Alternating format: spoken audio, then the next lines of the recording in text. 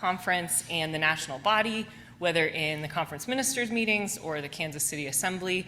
And so I kind of have gotten more comfortable as a translator, as a reporter back and forth to the different entities. So that's a big part of my job.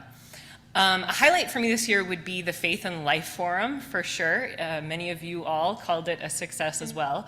It was with Susanna Larry about sexualized violence in the Bible.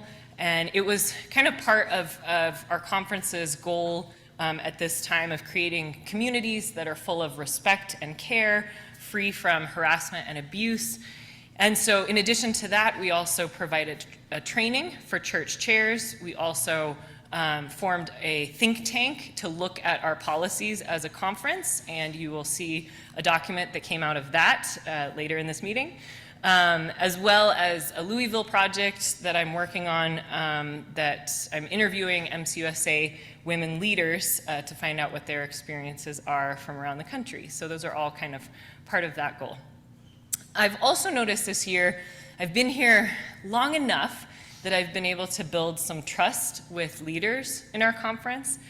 So I've had folks just call me up and say, hey, I need to soundboard this with you. Let's talk about this. I've had pastors call me up and say, help, I'm in crisis. We have something going on. I can show up to the conference. I can get the title conference minister. I can say I'm a pastor, but if nobody takes me up on it, then I'm not functionally a pastor. I may be a preacher and an administrator, but I'm not a pastor. This year I felt like I kind of became, I was owned by many pastors as their pastor, and that felt like a real gift. It felt like an honor to be invited into those spaces.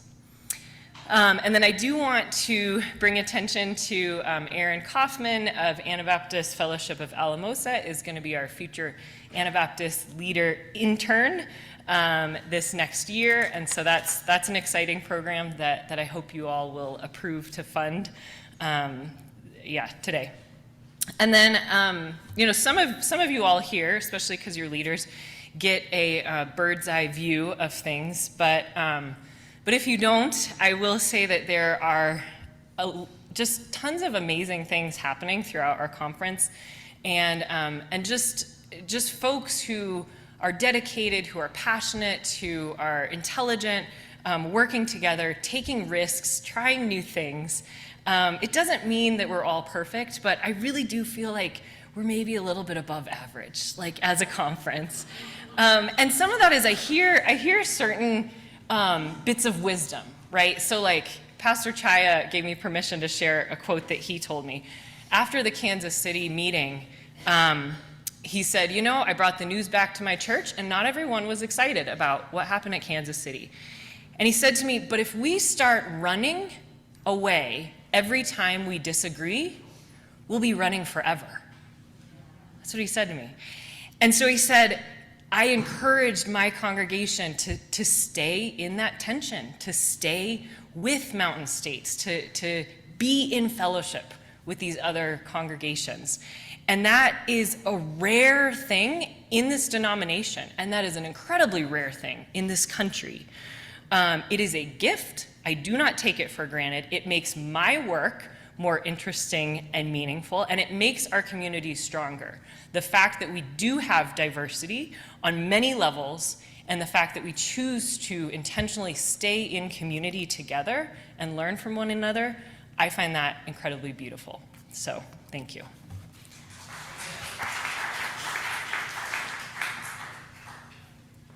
Thanks, Amy, and thanks for all your work as conference minister. You do much more than we deserve, and we are thankful. And now I'm going to call Rita up to present the 2023 budget. There are hard copies that were in front of me. I will be happy to pass them out to delegates. You should also have them in your email, or you might have printed them off. So if you need one, as a delegate, please raise your hand first, and there's extras.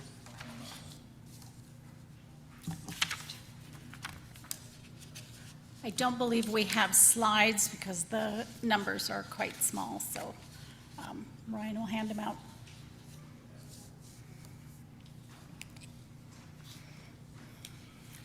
I need to begin with an apology that there is a mistake on the budget. when I prepared the spreadsheet and added a header, it added the year. So the 2023 numbers are correct. The other columns to the left of it are over by the correlating year, if that makes any sense.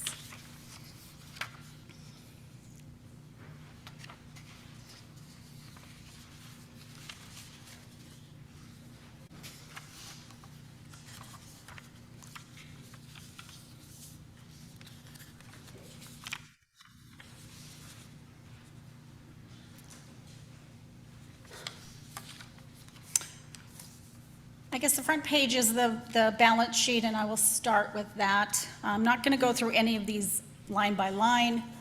You guys can read through it, and if you have any individual questions, I'll be available afterwards to give specifics if we need to. As of printing the balance sheet, we had not received the second quarter's statements for the endowment and operating fund, and I did have to open up that envelope, and we were down about $40,000. So our total assets are more like $716. Yeah, but we're doing okay with our spendable, accessible assets. Checking account has 33,000, and our money market has 11, and our savings has 36 some thousand. So we have, and plus the 338,000 is in a 6-month CD, which just rolls over every 6 months until we need to start accessing it.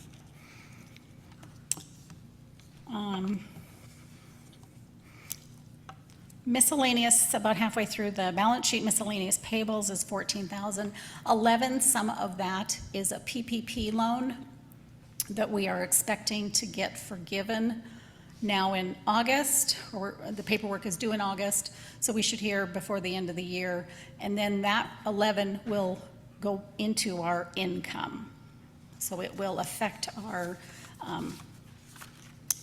bottom line for this year. We will count it as income for 2022. Any questions? Okay, if you want to flip over to the budget, I kept in 2020 and 2021. I think if you flip down to the bottom of 21 again and subtract 2021 from that number, we ended off with a net income of $14,572.95. So we ended off pretty good. We had a PPP loan plus a employee retention that we were able to count as income for 2021. 2022, the next two columns, we did as best we could with 6 months as what we had at time of print. I don't think there was much that came in afterwards, but as I always say every year, it's difficult to give you an updated amount in budget on 6 months for 6 months to come. So the 2022 actuals is as close. There was maybe the odd check that came in after printing of this budget. But we are, if you look at the bottom, we are at, and add 2022 to that number, we are at minus $4,305.86 currently. Some of our churches give quarterly, some give annually. I think it's something to note. I don't think we need to be panicked at this point. Okay?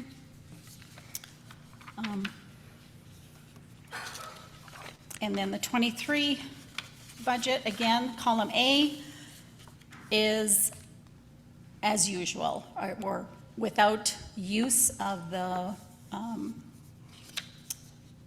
funds and the increase of time. Column B is increasing our conference minister to full-time for 6 months of the year, and then also it increases some of the benefits and ministry expense. Do you want me to? If you have any, is there any questions?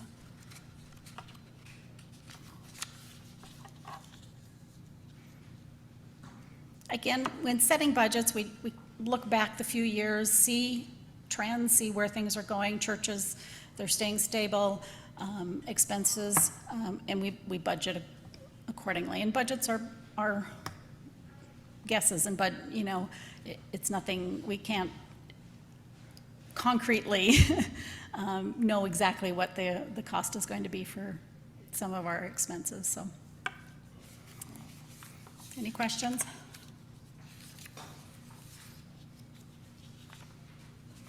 Each year, on the second page of the budget, just the second line down, each year we have put in a $15,000 reserve transfer. We have not used that in at least 20 and 21. I don't know if we used it in 19, I can't remember. But we have not used it for several years. We keep putting it in the budget just in case.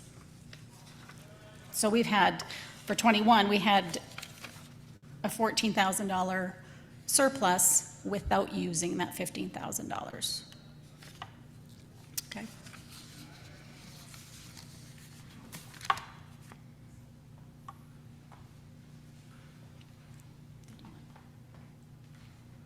Thanks, Rita. I'll just highlight a few things. As Rita said, we haven't had to use the reserve transfer, which we try not to use. We did use it in 19. Part of it had to do with the pandemic. We had a lot less expenses in 2020 and 2021. There was a lot less travel. Travel is a big proponent of the conference minister's job, and so that is picking up this year. And so that is one reason why expenses are higher this year than they have been in years past. The other reason why we didn't use the reserve is Tim Yoder. As I said, we got a PPP loan in 2020. We got an employee retention credit in 2021, and we also got the second PPP loan. Due to our income being down by a certain percentage, we were able to qualify for a second PPP loan. So that one has not been actually applied yet. We're in the process of applying. So once that is forgiven and we don't have to pay it back, then it will go to income. And so that will impact 2022's numbers, but we will not be seeing any more of those grants going forward.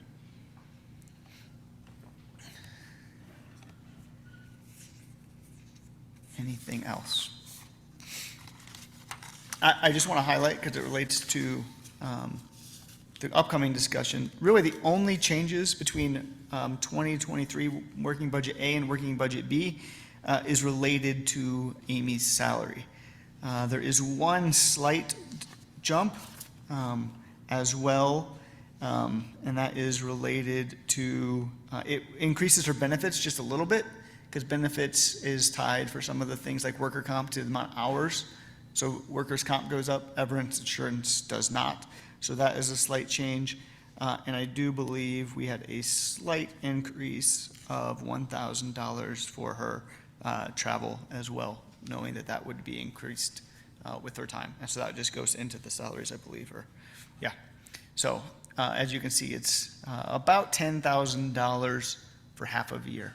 And so that's why we came up with, as you'll see when we go over to the next thing, about $42,000 to move her for 2 years into full-time. All right, we are not going to vote on the budget until after we move to the sustainability and growth discussion. So I'm hoping everybody here was part of the 11 to 12 o'clock discussion. I will show on the back slide, we'll show the proposal in a second, because we don't have time to rehash what we went through. We don't have time to take through lots of comments. We're going to be bringing forth the leadership budget, or leadership's proposal, and I'll be asking for motions, and then we can have discussion after motions. Following Robert's Rules of Order, discussion always follows motions.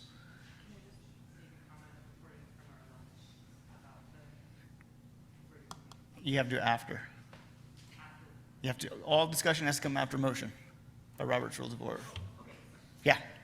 So, the leadership board is bringing forth the proposal that from the estate planning, that we will divvy it up as follows. $125,000 will go to church commuting planting. $125,000 will go to launch a social enterprise. $46,000 will go to help implement and continue the Future Anabaptist Leaders Fund, which was approved last year. And $42,000 will go forth to improve and move Amy's time, starting in July of 2023 and going through June of 2025, from 3/4 time to full time. Do I have anybody who wants to approve the motion? Steve? Say that last sentence. Well, anybody? Do I have anybody who wants to make this motion? No, I just want you to repeat what you said. Oh, I didn't get it right. this right here When does Amy's starts July of 2023.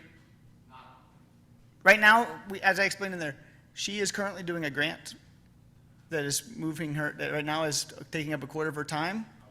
That the grant ends in June, at the end of June of 2023. At the end of that grant, Amy will have time to spend on moving this for 10 hours a month, or a week. So we'll move from 3/4 to full time. So we'll start in 2023 of July.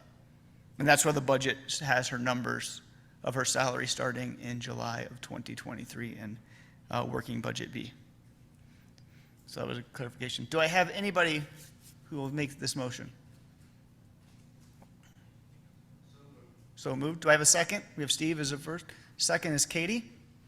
All right. Do we have any discussion? And Amy had some things that she wanted to share on this motion. So the leadership board had lunch together, and so we were able to discuss it a little bit more.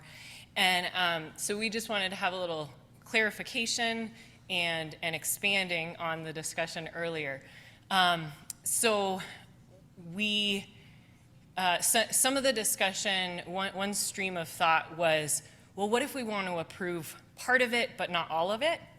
What if we like the church planting but we don't like, Future Anabaptist Leaders or something like that? When leadership board has discerned on this, we really see it as kind of a full package deal, that the social enterprise will create enough funding for us to be able to do the church and community planting, that my extra time will help to oversee some of this or to help coordinate things. And Future Anabaptist is just, part of investing in the future of our conference, and that's something we've already prioritized in, last year's assembly. And so we are kind of presenting these ideas as like a package deal. So basically you can vote yes of, yep, the package deal, or no, we need to go back to the drawing board, which is fine. Vote no today if you don't like these ideas together, or if you really have strong qualms with one of the ideas, then vote no today. As far as the budget and the specifics of the budget, a lot of folks brought that up of, well, what if we need more or less? How does this work? And I love what Brian Miller said. He said, when we do budgets, we see them as aspirational. Right? And so they're not, sorry, Brian, I should have asked to quote you, but I figured you're okay. Oh, good, he's throwing his quote at me. So they're seen as something that's aspirational, right? If there are major changes to it, and as ideas get more fully fleshed out, my assumption is always that we will have transparency and that we will always be coming back to delegates for anything major, right? That we will not make a $50,000 change to this and not run it by you all, right? I'm a big believer in collaboration and in transparency, so that's really important to me. So if you're not sure about the budget aspect of this, I would actually encourage you to vote yes, to err on the side of yes, if that's kind of your hang up, because the budget is going to be flexible. If you're not sure about the ideas themselves that the leadership board has discerned to move forward on, if you don't like those ideas, then vote no. Does that make sense? Okay. Is there any other discussion about the proposal or about the motion itself.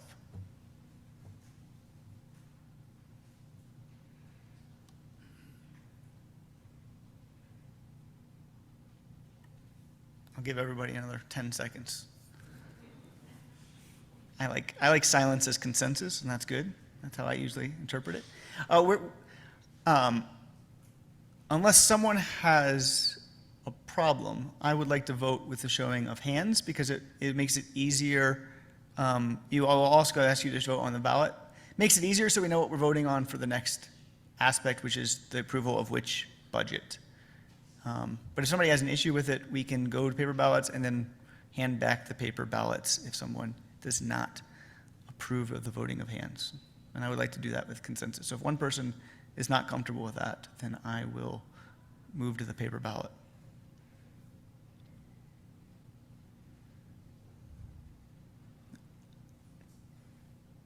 I hear no one. So I'm going to assume that means we are okay with the voting of hands.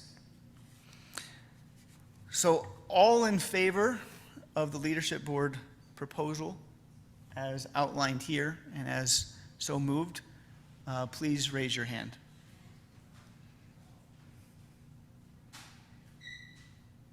All who are opposed to the leadership board proposal, please raise your hand. I see one. All right, motion passes. We have one opposed. And that we will have the exact numbers. I do encourage you to put the exact numbers, fill it out on your ballot so we have the exact numbers, but I will mark we had one opposed. All right, and so that means that we will move forward with a vote on the budget. This means we will be working with the 2023 working budget. And these numbers are correct. They don't have none of those changes that Rita said with the headers. I did notice this one because I was like, oh, the numbers weren't adding up, but I didn't go back and check 2020 through 2022.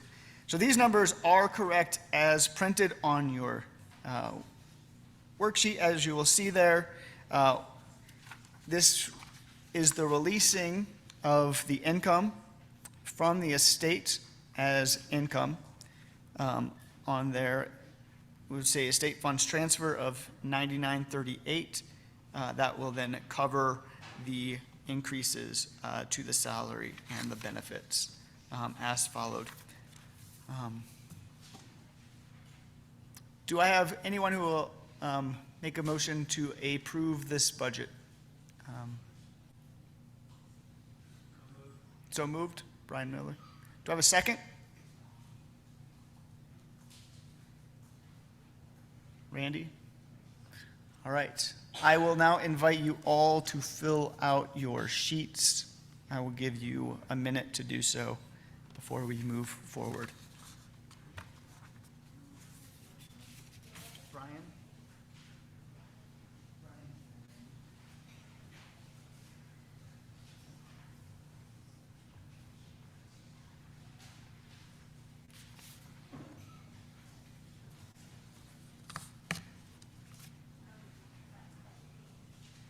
Budget B. Yes. All right. And now I will invite Zach Martinez and Randy Spalding to come forward to present the Ministerial Ethics Covenant.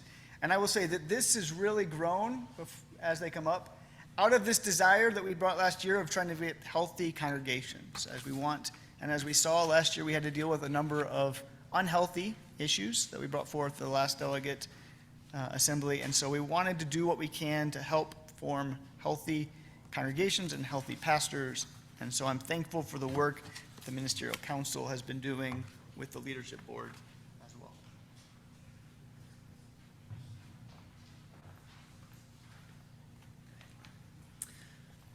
Hey everyone, how y'all doing? I was just remarking that I've never been a part of a delegate session that was running ahead of schedule, so that's pretty great. That was a good thing. We all have the text in front of us, I think, or we should have the text. I've seen it.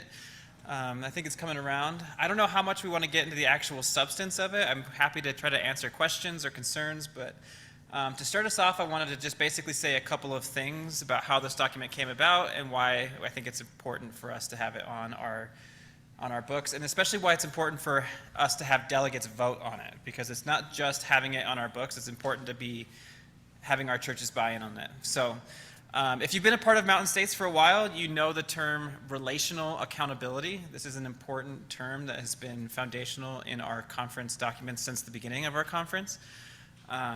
And I think that's a really wonderful term. This is an idea that accountability is built when we are in relationship to one another. It sort of draws accountability not from hierarchical authoritarian structures, but drawing accountability from relationships. And so in that context, I think a document like this can kind of feel a little bit scary, but I think what we're really trying to do here is try to put shape to what that means when we say relational accountability, to sort of actually put flesh on that term and have a really clear idea of what we mean when we say relational accountability. So what this document is going to do is going to build that out for our pastors. What does it look like to be accountable in relationship to our churches, to our conference, and to each other? The way we went about doing this is we put together a task force. You've heard that term task force over and over and over again today, but it works. Sometimes they come out with really excellent documents, which I think this is. We had folks like Vern Rempel and Steve Gehring, who were a part of the original founding of our conference and who wrote some of those original documents, weigh in on how we might be able to tweak some of our processes to make sure that we can have people behaving in our conference in a way that is in accordance with our values and what's important with us. So that's how the document came about. And then the reason we're bringing it to you as the delegates is because if you vote on it and we approve it, that means that the document has some weight to it. It's not just something that the ministerial council came up with or the leadership board came up with and is then sort of on their own and enforcing. It means that the conference and the conference churches and the people who are actually in the pews and the chairs put their weight behind it and believe in what we're trying to do with the pastors and trying to hold people accountable while still being in relationship. So I hope that all makes sense. That's kind of where I'm coming from. I don't know if you want to add anything, Randy. No, that's but, good. yeah. I think you really sort of put the nail on it. Alice Price was also part of that. Oh, Alice Price. Original. And Amy. And Amy, of course. So if anyone has any questions, I'm happy to try to field them, answer them. Anyone have any concerns? It's also worth noting that these are documents that other conferences have adopted previously, so it's not like we're charting a new frontier here. We worked with other documents that conferences put together and tweaked them for our own context.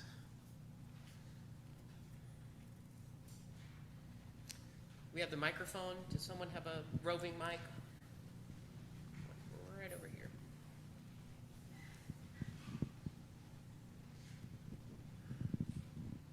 I read this when I got it online. I read it again now, just going through it. But so, and maybe I'm missing something here, but how are we defining ministers? Is that all of us? Are we speaking about only those who are credentialed? This is Credential. You know, I think who's- it's credentialed ministers. credentialed, yeah. Yes. So, yeah, if you're, In all the of this, context of a church that's minister In the believers, context you know. of the church and the conference. yeah. So for example, as a chaplain, I think I would also have to sign this Yes. document in order to maintain my ordination with Mountain States. Great.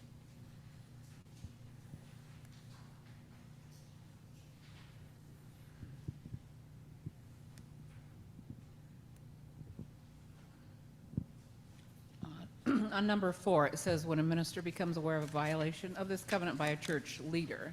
So then isn't that holding church leaders to the same standard? They accept responsibility to report it to the appropriate entities. So I think part of this is going to be tied up in mandated reporting, partly. So for example, as a pastor, I'm a mandated reporter. If I hear malfeasance, I'm required to report it to the appropriate entity. Or are you thinking, Tony, that a church leader means like a chair, a church chair person or something like that? That's what I was thinking. Yeah, I think that in that situation, it's more of a local church issue, but the minister is also, I think, has a responsibility to share it with, conference ministers and to get. But the document itself is really, I think, focused mostly on credentialed ministers. Yeah. And I think then too, like the last line of appropriate entities, that's the other thing too. So if it's in the church, then it was within the context of the appropriate policies of that church as well, so.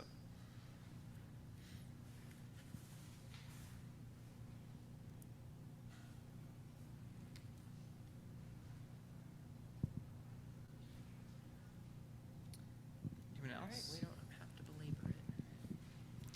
Do I need to ask for the motion, Ryan? Or do you need to? Okay. Okay, Thanks, friends. thank you.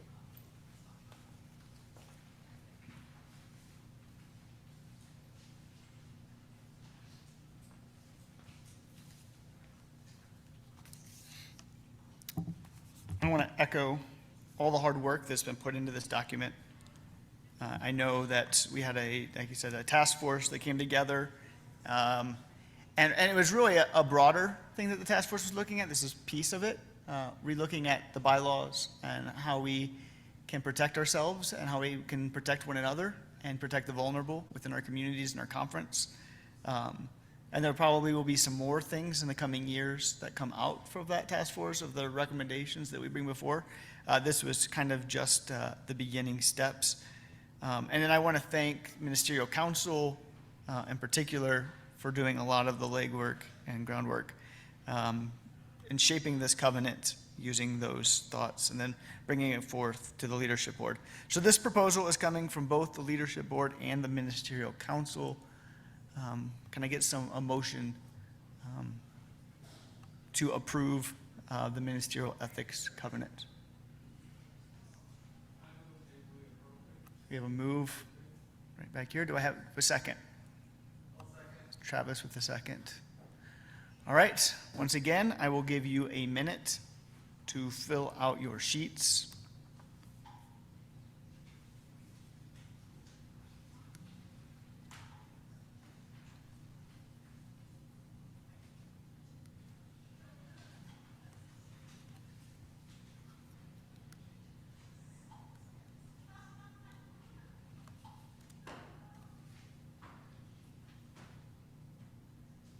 And I actually need a ballot too.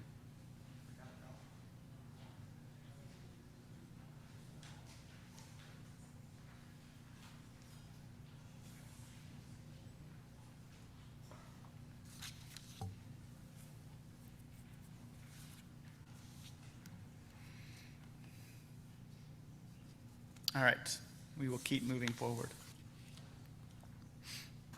As part of our task as a conference, it is to continue to find leadership for both our leadership board and our ministerial council.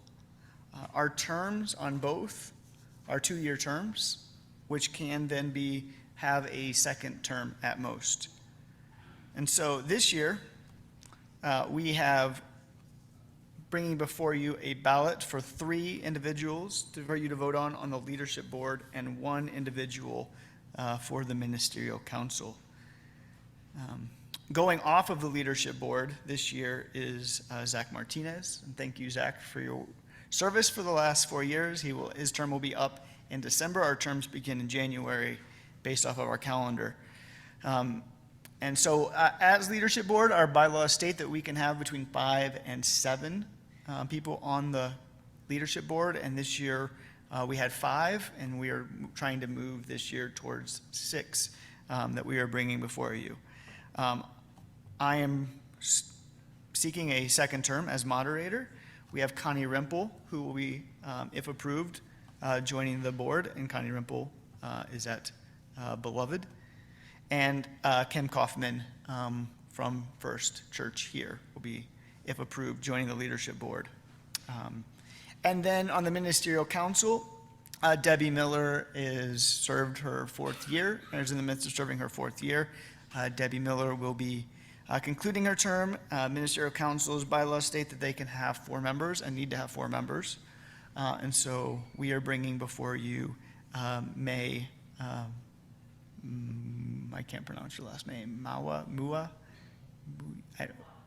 Mua, from the Rocky Mountain Hmong Mennonite Church.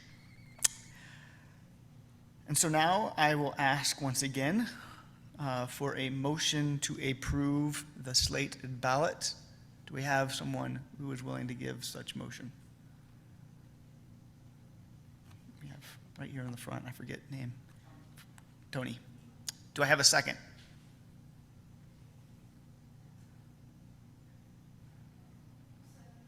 Second is Linda.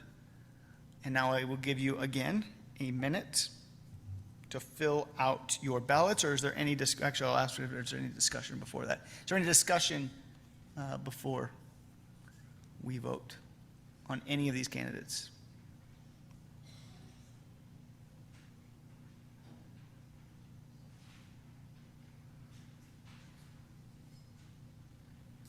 Hearing no discussion, I will give you a minute to fill out your ballot.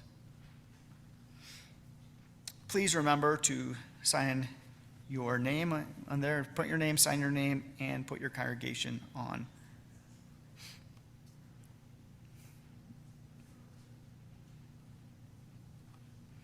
And since this is the last item, I will ask Jen or Rita to pick up the ballots.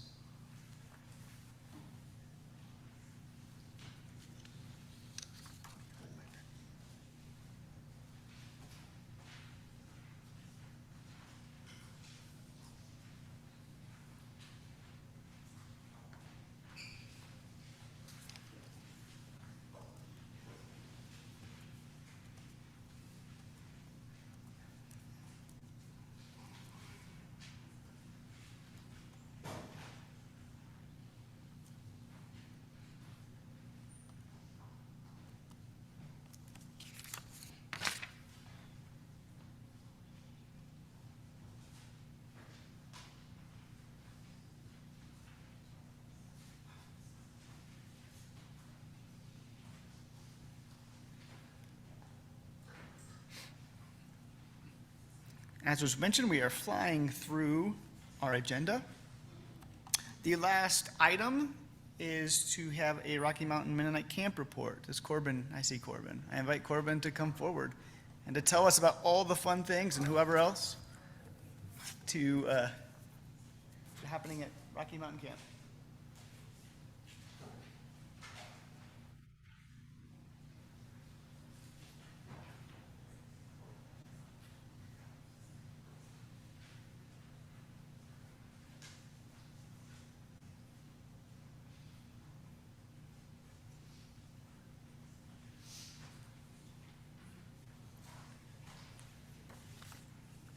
Good afternoon.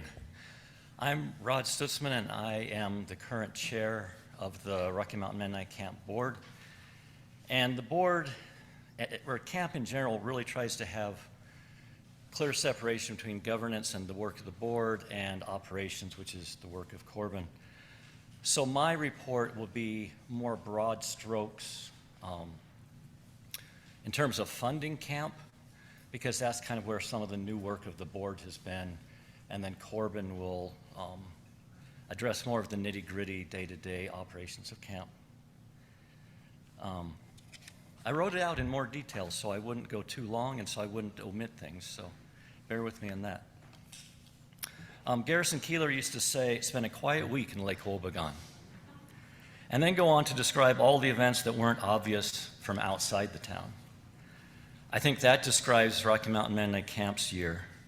There's no big construction projects underway. Kids are back in the summer programs. At a glance, it seems like a quiet year, but from the inside, it's clear that COVID's roiling of the situation is not over. We think of the community, and when I say community, I mean the conference and people that enjoy camp and non-Mennonites that come to camp. There is a large community that supports Rocky Mountain Camp. We think of the community funding of Rocky Mountain Mennonite Camp as coming in three buckets. We have a Paying the Legacy Forward Fund, we have a capital fund for new construction and improvements, and now we have a trust fund. The Paying the Legacy Forward Fund is exactly that, a way for people touched by camp to contribute to keep the facilities and programs viable and affordable.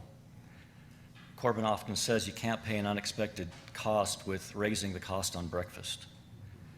It fills in gaps and unexpected costs that would be difficult or impossible to fund with camper fees and cabin rentals.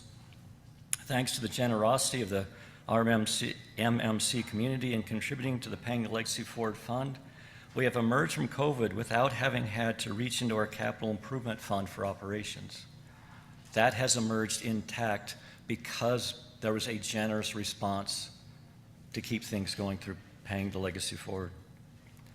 So we have major projects like the Burn Dining Room renovation, the playground, other things in the Vision 2030 pipeline ready for attention, and we have money in capital fund ready to get them started, but there are also staffing and supply shortages among trades providers, major building material price fluctuations, and significantly increased regulatory demands from Teller County, which blunts our ability to reduce costs through volunteer labor.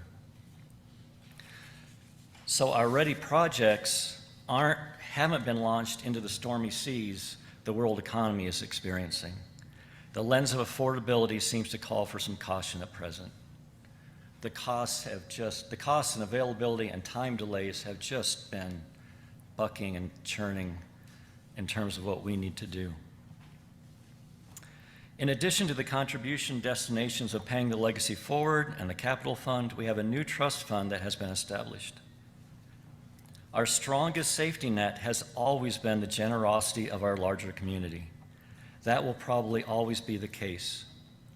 That said, the board sees having a trust fund, as a prudent step in having Rocky Mountain Camp do what it can to future-proof itself. When the capital fund makes a new or improved facility possible, we celebrate that step. We open Pleiades, we have a ribbon cutting. It is truly a time of celebration. But new facilities age and require ongoing maintenance and repair. I just turned 60. I empathize with that idea, I'll tell you that. So as they age and start to require repair, it increases demands on operational funding.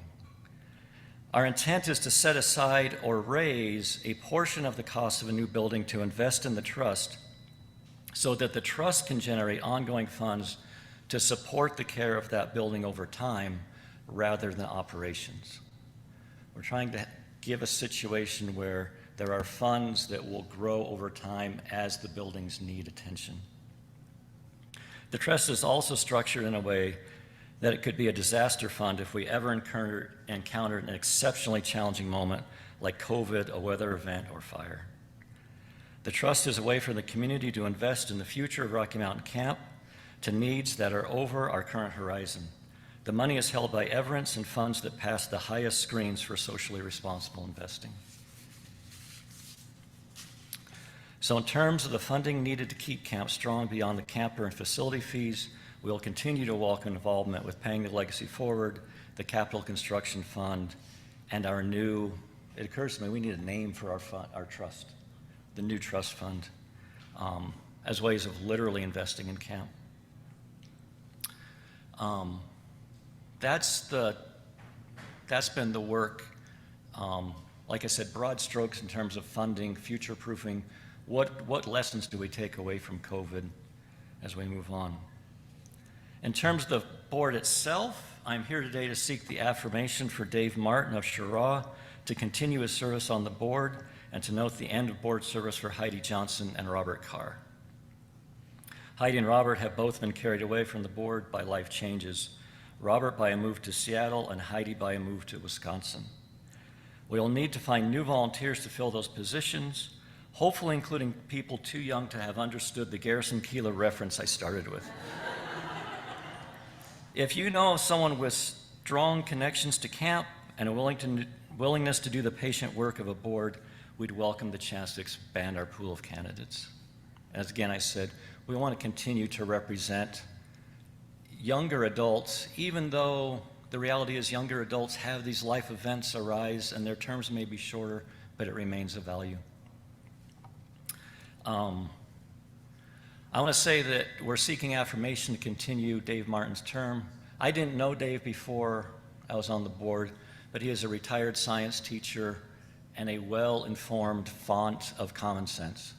he's often the one on the board that says, wait, we should think about, and he's a gift in that way. I don't know if I have the authorization to call for a motion. Okay. I guess I would like, I've been okayed. I'd like to call for a motion to approve the extension of Dave Martin's term on the Rocky Mountain Mennonite Camp Board for 3 more years. Okay. We have a motion. And do we have a second? And Lynn has seconded.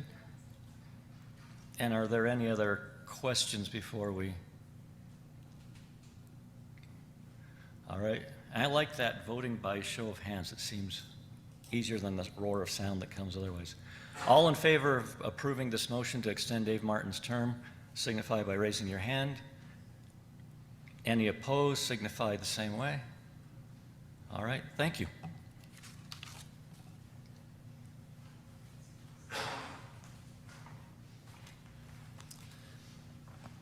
Thank you, Rod. And where else can we go to get board members that are above average, good looking? What's the other one? Anyway, it's one of those. Which one? Oh. Hey, delightful to have the opportunity to come off the mountain just a wee bit and come and join you. A bit of what Rod was saying is spot on in terms of challenges. And I'm glad to report that we don't have to be Chicken Little and say the sky is falling, but then somebody else on the glass half empty side might say, but the day ain't over yet. Just want to highlight a few of the things that are happening on the ground. We are currently in the middle of our family camp program, so we are two more weeks yet to go.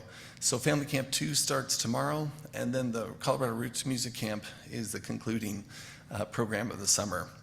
And so we've just been delighted to get as far as we've gotten. Challenges have certainly come our way. In terms of the first Colorado Roots Music Camp, we had two participants test positive, and then the summer staff caught it.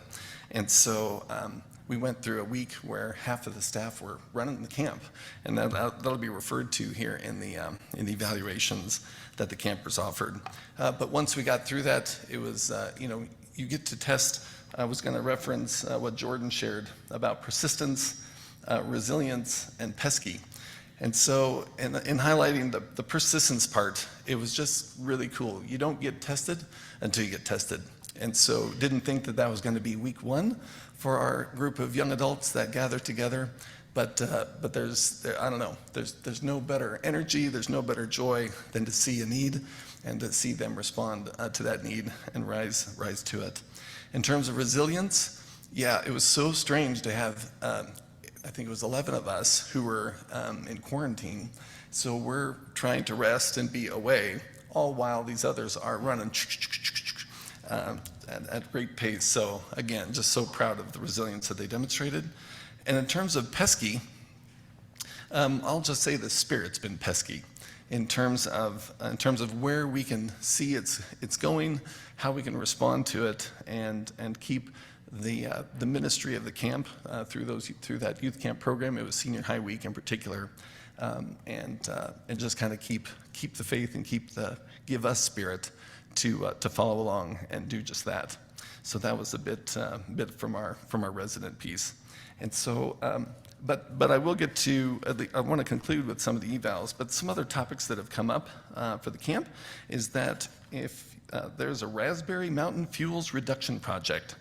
And so I have the map on the table, but basically one of the concerns for Colorado Springs is good drinking water. And of all the things they can do to treat water, they can't take out the smoky taste. And so what they're looking to do is just east of the camp boundary is basically bring in the machines and cut down a good chunk of the forest, maybe about 400 acres or so. So for those of you who have gone to Raspberry Mountain, kind of just think on the right side of that trail. It's not going to be a clear cut. That was my first question when I got the call. But what they do for Engelmann spruce is they leave clumps of spruce. So I think that would be patches of hair instead of the bald spot that I might be able to offer to you. Anyway, so that's a big thing that's coming, but we also think that hopefully it gives us some protection Some of the challenges that are inclusive would be just bills, the cost of doing anything these days. Our insurance was a $6,000 increase. Does that come from breakfast, or where does that come from? Or renting vans to get campers to come. It's $1,000 3 years ago, $1,000 more the next year, and $1,000 more this year. So wham, we all have those challenges, but it really, they come to your plate and you say, I wonder what we're gonna do with this pitch, and see if you can swat it away. But overall, again, we're humbled by the support of obviously the permanent staff that are there, the summer staff that come, and the volunteers and the donors, as Rod was mentioning. It's a community. One of the phrases I like to say is, I enjoy camping so much, I usually say, if it was easy, everybody would be doing it. It's not easy, but it's possible when you have that underlying support. So hey, what it's all about is the experiences that is produced from these challenges and these efforts that we overcome. So here's one from, did my glasses stay there? All right, I said this once before, I'll say it again. This is new for me, and my reading is like driving on ice. It can be done, but it can't be done well without these. So we'll give this a try. Let's see here. This is from Anna from grade 8 and 9 camp. And this is her comment about worship and singing. This was probably my favorite part of the day. I love the singing and the music. Star, star, star, star. Some of my favorite songs were Oceans Together, Sanctuary, Blind Man, There's No God Like Jonah. Definitely my favorite. From 4th and 5th grade camp, this is from activities. Great, I really enjoyed the Sharks and Minnows game because I was the shark. Let's see here. Give feedback on devotions led by your counselors. This is from Kinsley from Wilderness Camp. During Fruits of the Spirits, Nathan, Andrew, and Natalie were all saying things that made us really appreciate the week. This is from Elena from grade 6 in the Wilderness. Gives feedback on activities. Rafting was super fun, but very cold. And conversely, horseback riding was cool, but kind of boring. This is from Addie, grade 6 and 7 Wilderness, and she says, tell us what you thought about your counselors. I had a lot of fun with all 3 of them. They were kind and totally awesome. All right, this is from, here's the reference to senior high. And you know, senior hires, all of the school kids, they've seen this and they've experienced it firsthand, so they know what's going on. This is from Rachel, and she says about the food. Always top tier, especially with short staff. You killed it. And this is about our very own Pastor Dave. And so for those of you that know, Pastor Dave has kind of been our 4-week youth camp pastor, but also was leading music for family camp. And unfortunately, we had our family camp program director, Chelsea Miller, and Dave both tested positive yesterday morning. So we're sorry Dave could not be here. And we're extra sorry that Dave will be there for family camp next week. But again, the staff is responding. So he and Eli Regier, our summer staffer, they just kind of played off each other, musically and otherwise. Anyway, so we will fill in as best we can, but that's just kind of the way it's been. Hey, how do we respond to this challenge and keep going? Anyway, this Sola responded about Pastor Dave. I'm not religious, so it was not all that interesting, but every now and then he would say something really meaningful. What I liked about this one is, right, it just represents the variety of kids that come. We can think, hey, they're all from First Denver, they're from Bethel, they're from whatever, Boulder, whatever the church might be. That's just not the case, and that's okay. I would maybe say 20% of our campers are probably represented from formal church, but like Sola here, it's just the opportunity that they have to get a taste, to get a sense of what's going on. And I extra liked what she said about cabin devotions. People really opened up, and I thought it was really nice that we didn't have to say when we felt God's presence, because then I didn't have to say I don't believe. So good conversations going on in those cabins. This is from Mia, and a senior high resident. The food, one word, all caps, scrumptious.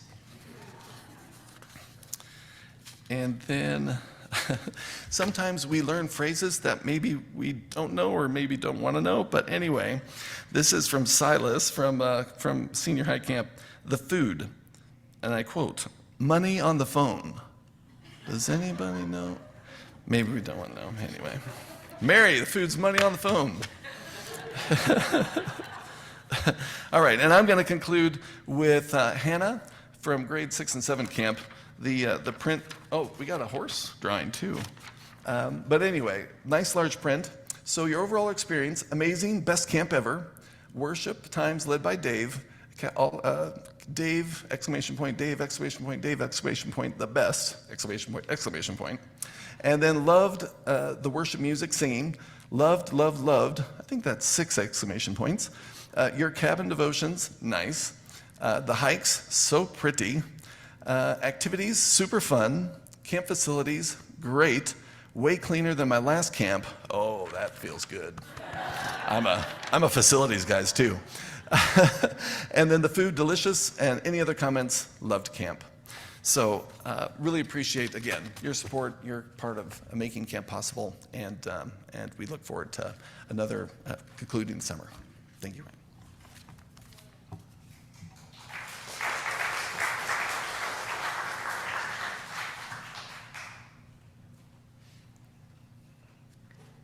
Thank you, Rod. Thank you, Corbin. I don't think I can give, I don't know if I'm allowed to give any spoilers away, but you may or may not hear some news tomorrow which relates to where our assembly is that might have a tie to camp. So that's all I can say. Corbin's drive might not be nearly as far.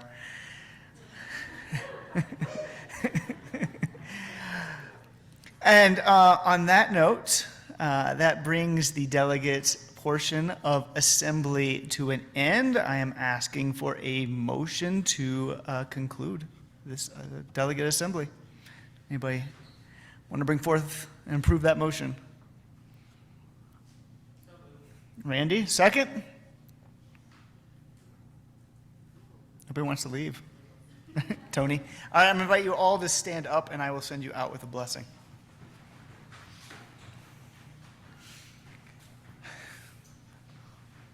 Lord, we thank you for all the delegates and all the non-delegates who care so much about this conference and their churches.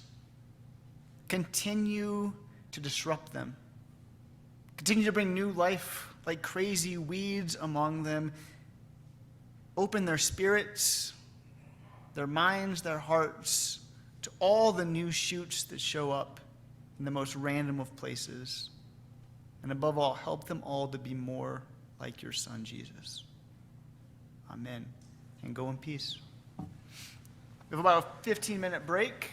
At 2:15, we will start with the breakout sessions. If you have any questions, feel free to reach out to any of the leaders.